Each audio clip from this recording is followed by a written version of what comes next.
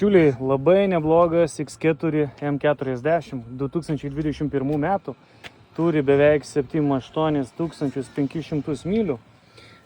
Nėra labai dideli pažeidimai, to aš parodysiu. Vat yra padanga išsileidus, juoda spalva, kaip matot, gavęs į priekinę dalį. Labai nedaug, čia tikrai lonžironai ir visi dalykai šitie bus sveiki. Sparnas, lempa sveika, sparnas, bamperis, apdaila, bet ratas, matau, yra šiek tiek kreivai stovi, tai būsiu per važiuoklę gavęs. Lapkričio 6 aukcionas, parduodant draudimo kompaniją.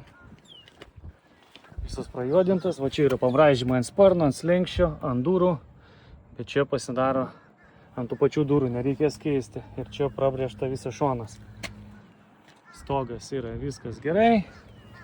Apeinam pirmą, apžiūrėsim išorę, po to eisim į galą. Vat matot, turi partronikus, M40 ženkliukai, X-Drive'as. Kilimėliai sudėti, čia viskas tvarkinga.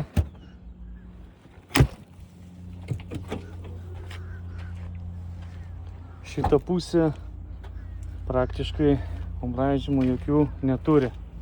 Atrodo viskas labai gražiai. Jinai užsiveda, run and drive'as. Einam į vidų. Pam, viduj graži raudona oda. Karbono imitacija.